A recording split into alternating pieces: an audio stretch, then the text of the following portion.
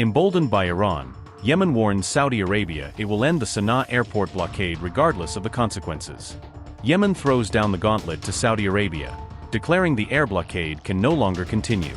Sanaa tells Riyadh the airport blockade will end, with or without Saudi approval, Yemeni officials say.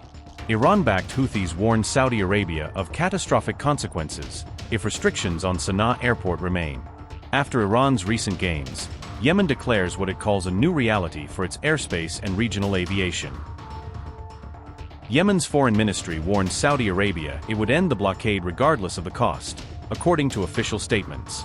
Yemen said it would continue reopening Sanaa International Airport without seeking permission from Saudi Arabia, Press TV reported. The statement came after an Iranian civilian flight landed in Sanaa despite Saudi objections to the operation. Yemeni officials claimed their forces compelled Saudi warplanes to leave the area before the aircraft landed safely. The ministry described the reopening of Sanaa International Airport as Yemen's sovereign and legitimate national right. Yemen also warned Riyadh that any new folly would bring what it described as catastrophic consequences, according to reports. The ministry urged Saudi Arabia to focus instead on protecting its oil sector and advancing its Vision 2030 development plans. It rejected Saudi claims regarding a proposed peace roadmap, calling them completely false and misleading. Yemen accused Riyadh of prolonging the blockade while continuing to obstruct salary payments across the country. The ministry also accused Saudi Arabia of serving U.S. and Israeli interests during the ongoing war in Gaza. Saudi Arabia has led a military campaign in Yemen since 2015, enforcing air, land, and sea restrictions on the country. The conflict has caused widespread destruction and left tens of thousands of civilians dead or wounded over the years.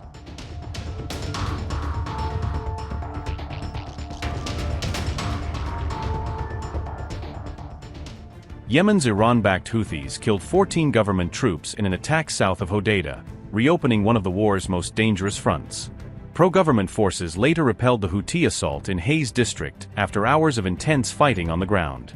A military official said the clashes at dawn on Saturday lasted several hours before finally coming to an end.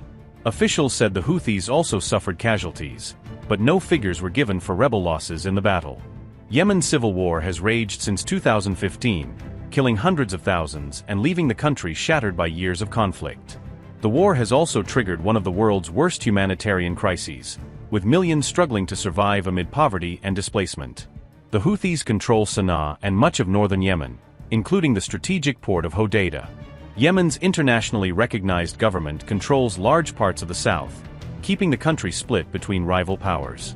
Frontline fighting has largely remained frozen since the UN-brokered truce in 2022, even as sporadic attacks continue.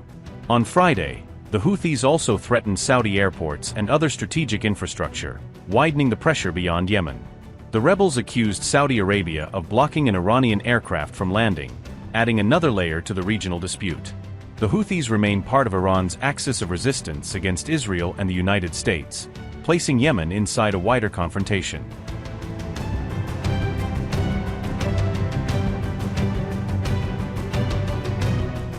Saudi Arabia sought to play down retaliation threats issued by the Iran-backed Houthi movement in Yemen, insisting the warnings would not alter its security posture.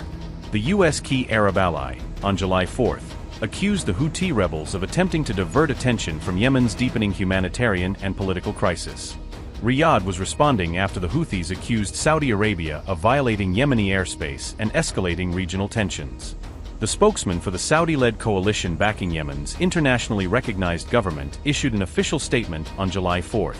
Turki al-Malki accused the Houthis of fueling dangerous escalation and engaging in increasingly hostile behavior across the wider Middle East. Saudi Arabia then vowed to respond with overwhelming force if the Houthis launched any attacks against the kingdom or its territory. Maliki also asserted that the Saudi-led coalition remains fully committed to protecting Yemen from actions carried out by Houthi rebels.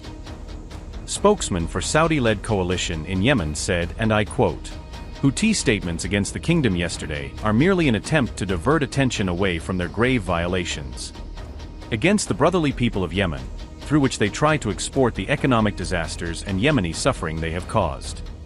Statements are an extension of escalations and hostile behavior demonstrated by the Houthi militia and their attempts to undermine regional and international security.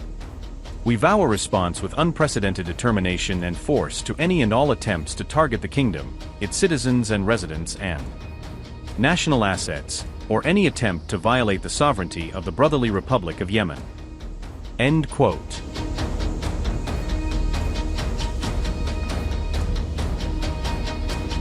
The remarks came barely a day after Houthi spokesman Yahya Saree issued a direct warning to Saudi Arabia, sharply raising tensions once again.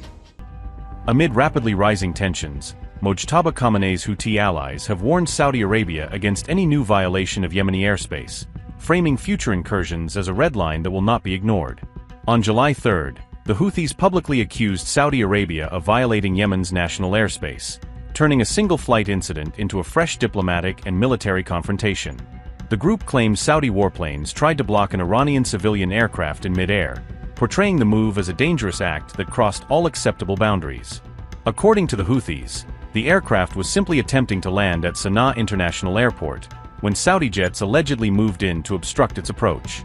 Houthi media insist the aircraft ultimately landed safely in Sanaa before later returning to Tehran, using that outcome to claim both defiance and control over their own airspace.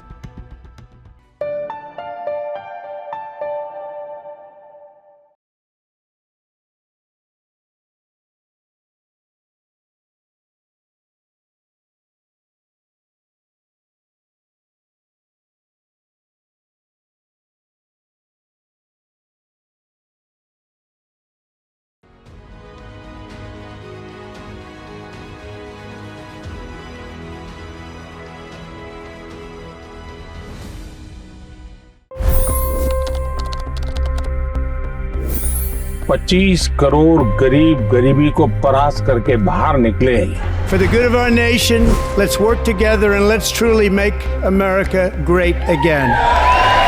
The fastest news breaks. Requested PM saying that look, you will have to speak to Putin and to Zelensky. The biggest news makers. The relationship with India is probably the most important bilateral relationship the U.S. will have for the rest of this century.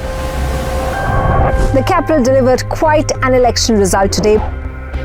Expert analysis. The million-dollar question today is how to stop this dance of death. Ground reports. I'm standing at the crossroad of the Kumbh Mela. Behind me are more than 100 entry guards.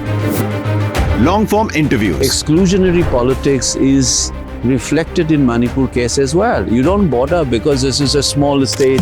Deep dive into burning issues. It's often said DRC could be the richest country in the whole world. It's because of what sits underneath. Why exactly did the US topple the Sheikh Hasina government?